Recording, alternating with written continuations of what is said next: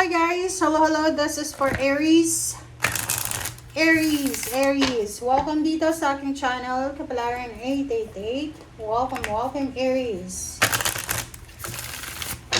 Ano bang messages, vibration, gabay energy para sa inyong lahat, Aries? Okay, first card natin is no more complaining.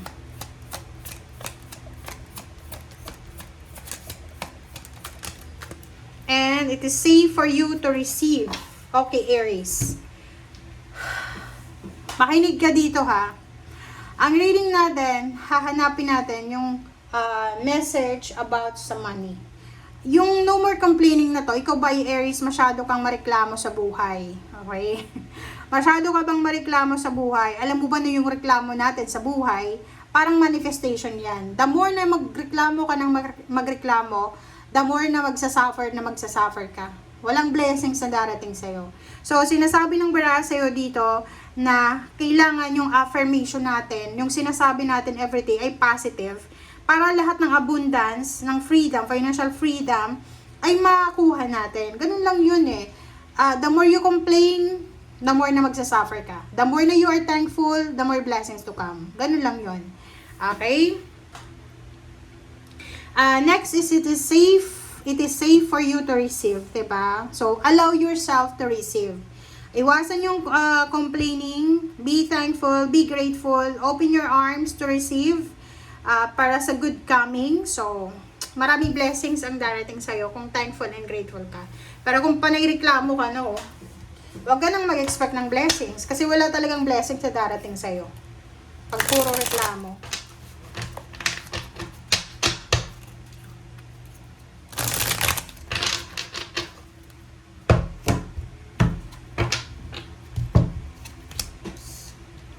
Okay, Aries.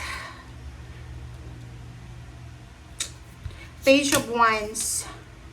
5 of Cups. Bakit ka may 5 of Cups? 7 of Wands. Oh, ano siya? Okay. Page of Swords. This is all about future, guys. Okay, guys. Oh, sorry. So, this is just a warning para sa'yo. Diba? Sobrang dulas ng barahan. Parang hito sa dulas. Okay. Aries, this is a warning. Yung 5 cards sa'yo, warning yan. Sinasabi ng bara sa'yo dito na this is your future ha. Kung gusto mo daw na maging maganda yung future mo, kailangan ngayon pa lang ipaglaban mo na kung ano yung maganda or ano ba yung karapatan mo. Wait lang guys.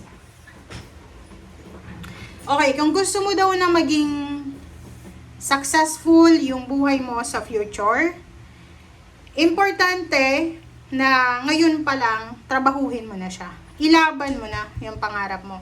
Lalo kung nasa below 30 years old ka pa lang, tapos retired ka na, or parang nakatambay ka lang, nako, magsisisi ka dyan. Di ba? Kasi, ang problema dyan, like for example, tamad ka. Sorry kasi this message is for those Aries na talagang tamad. Aries na umaasa sa magulang. Aries na gumagawa ng perwisyo sa magulang. Okay? So, kung makikita mo dito, yung future mo, nakadepende yan sa'yo. Walang kung sino man. Okay? Kasi etong Knave of Wands na to, this is the prediction about your future na magsisisi ka sa bandang huli. So, ngayon pa lang, para hindi ka na magsisi sa bandang huli, ilaban mo yung pangarap mo. Okay, lakasan mo yung loob mo, hanapin mo yung success na yan. Okay? Alam mo ba, kung medyo na-stress ka, nadidepress ka, nagkaka-anxiety ka, lumabas ka lang sa bahay nyo, mag-browse ka ng mga disabled na tao na nasa kalye. Lalo na sa Pilipinas, sobrang init. So, makikita mo sa kalye, andun pa rin sila, nagne-negosyo. Ikaw, nasa loob ng bahay nyo, naka-electric fan ka, natutulog, pinapakain ka ng magulang mo, di ba? So, wow! Sabi ng Barahadigdi, wag mong sayangin. Wag mong sayangin yung oras mo, yung panahon, yung age mo, yung edad mo, yung lakas ng katawan mo, yung utak mo, para lang sa kasalukuyang happiness. So, make sure na ilaban mo siya para sa future. Okay? meron ka ditong Knave of Swords and then Nine of Cups. So, sinasabi ng bara sa'yo, yung pagkakaroon ng magandang future sa family, nakadepende yan sa atin. Kung talagang magaling tayong provider or maayos nating minamanage ang pamilya natin, maayos din yung future ng pamilya natin. 'Di ba? Nakikita nyo ba yung pamilya na tulong-tulong silang nagtatrabaho? 'Di ba? Nakikita nyo? Pagdating ng future, maaluwa yung buhay nila kasi nagtutulungan sila eh. 'Di ba? Yung parents hindi pabigat sa anak. Yung anak hindi pabigat sa parents. 'Di ba? So, ang galing. Kasi sa future, talagang makikita nila na lahat ng cooperation nila sa bawat isa ay magbubunga yan ng success. Ganun lang yung energy mo. Instead na mag-complain ka, like nakikita ko sa'yo dito, there's some Aries dito. Makinig ka Aries, lalo na kung lalaki ka na Aries na pasaway ka sa magulang mo or sa asawa mo or kung kanino man. Inaaway mo ba yung parents mo kasi isinilang ka na mahirap ka lang? Nako, wala tayong magagawa kung tayo ay sinilang na mahirap. May magagawa tayo kung mamamatay tayo, parang mahirap. And pag namatay ka ng mahirap, hindi na yun kasalanan ng magulang mo. Okay?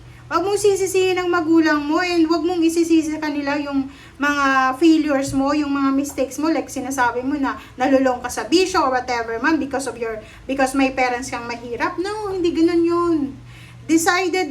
Decision mo yun eh. You decided na gawin yung buhay mong ganun. 'Di ba? Insan na magpasalamat ka sa magulang mo, nagko-complain ka pa. Nako, bahala ka. Ikaw din magsasuffer. Mabuti kung yung parents mo palagi silang buhay. 'Di ba? Kung tumatanda na yan, nako. Baka naman kamag-anak mo ang sisihin mo. Sorry ha, pero etong message na to, hindi to para sa lahat ng Aries na hindi makaresonate dito. Eto lang doon sa mga Aries na mahilig mag-complain. Okay? Mahilig magreklamo, isisi yung mga pagkakamali sa kapwa nila.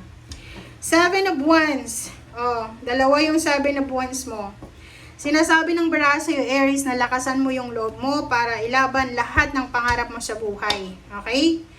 The direction is here. Tinuturuan ka na ng universe. Huwag kang matakot. 'Di ba? Hanapin mo ang lahat ng pwedeng pagkakitaan as long as na legal. Okay? Legal, hindi illegal. Okay? And isipin mo, Aries, walang yayaman sa isang gabi lang. Walang aasenso sa negosyo na illegal. Walang tao na magtatagumpay kung may inaapakan na tao. 'Di ba? So, yun nga yung example ko sa'yo kanina, may mga taong grasa or yung nagtitinda lang sa kalye, sobrang init sa Pilipinas, pero tingnan mo sa mga social media accounts nyo, yung mga tao, magrereklamo ka ba? 'Di ba? Akala mo ikaw na yung pinakamahirap na tao sa mundo. Pero makikita mo, may mas walang paa, walang kamay, pero they are working. They're walking using the kung ano man na ginagawa nila, wheelchair or whatever man, 'di ba? So be thankful and grateful para maraming blessings ang dumating sa'yo. Huwag puro reklamo. Okay? Thank you guys. Bye!